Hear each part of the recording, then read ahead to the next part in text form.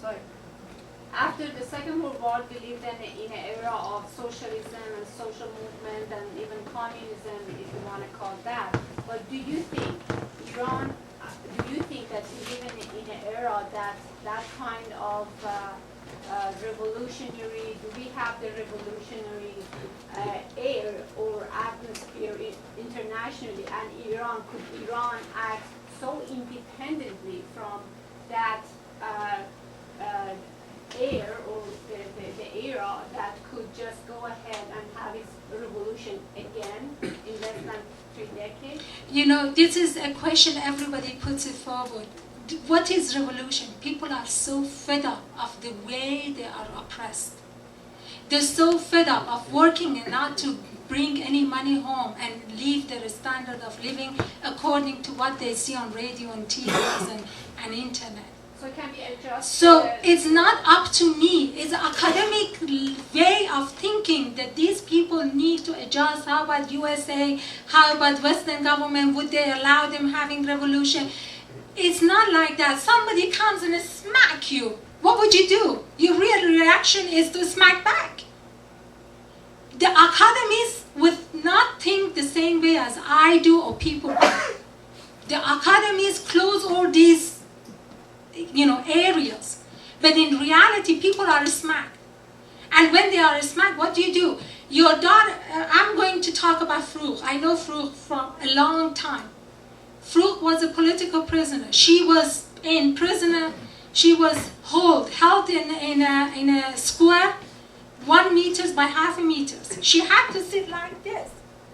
And that's the reality. She had to sit like this. And she had the cover. For 6 months, what would her parents do? There were people who were shot, and that was a mother of someone, father of someone, daughter of someone. You can't close your eyes and say, who cares, I have to study whether revolution would happen or not. If it happens, what would happen to US? Would they attack us? People would not think that way. I've been smacked, I would smack back hard. And this time I would organize myself hard. Would revolution happen? Yes, it would happen, because people cannot individually fight. Individual fight would end up in prison like Kazemi and be dead. So they've learned the lesson. They have to be together under one banner. But this banner, what is it going to be? This is the most important question. What kind of banner are they going to carry? Because we don't have right-wing secularism in Iran. Majorities are left-wing secular. So yes, I believe that it goes under the banner of left-wing secular. I was wondering, what do you think different secular movements in the Middle East could learn from one another? Like, for example, if you know, like the Palestinians dealing with like Hamas, or even the Israelis dealing with the religious people that have interjected themselves into their government. Do you think we can learn from one another, like for better or worse? What do you think the positive and negative? It's a practical learning. It's not the academic learning. I think the history is part of history. Every day we are learning from the history, from the things which happened. We learn not to do the same mistake. For instance, revolution in Iran happened, and with the help of Western, we were defeated. So I'm learning my lesson not to accept this kind of interference. You know what I mean? Yep. So these are the history. History would teach us, and right now, the movements in various countries, we are already joined together. Look at us.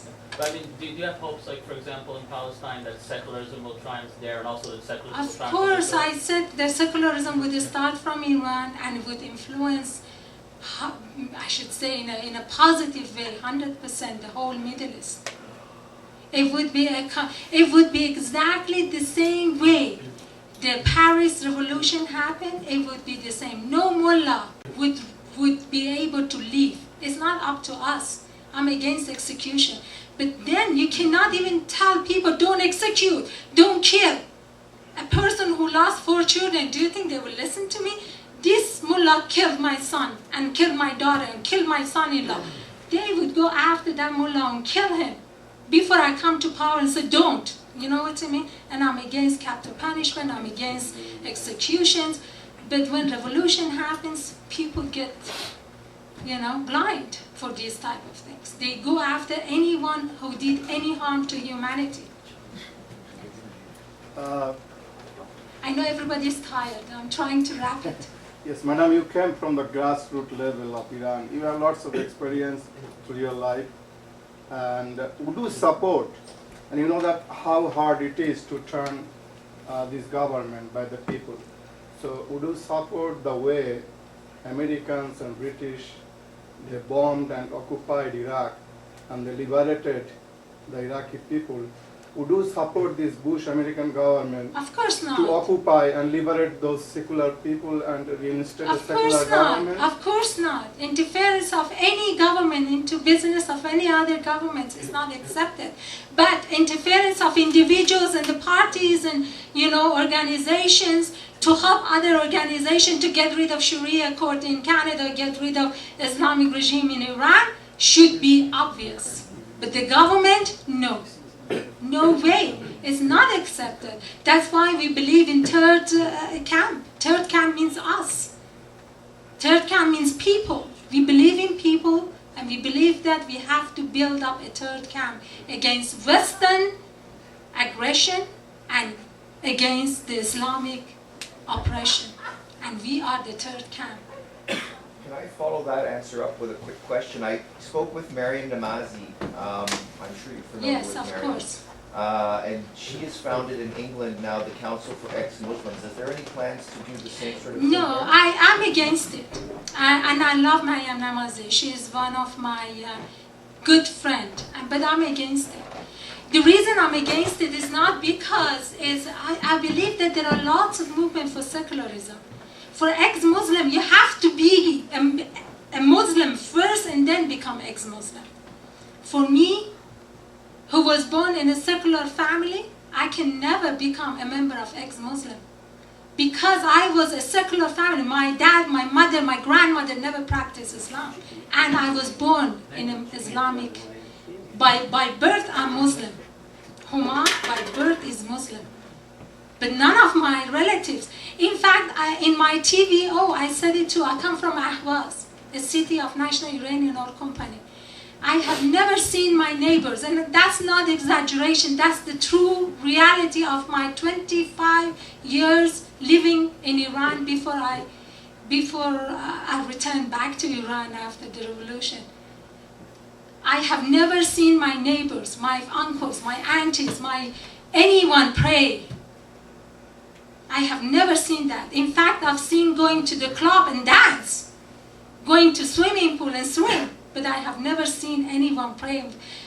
We used to have a nanny, a great-grandmother, who was living in another town, Malaya, and she was sitting and praying, reading, saying things. And my mom used to say, "This is praying," and I thought pray means this. But do you think it would be useful, do you think that those kinds of organizations for people who are Muslim who want to leave?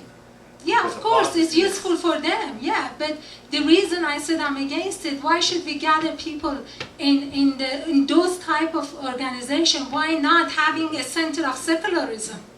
I think it's about time for us to detach ourselves from Islam totally and not to carry the name of Islam. The reason I always had discussions with Council of Muslim Women, because their identity is Muslim. They fight for secularism. They were part of our campaign too. But I didn't, and they tell us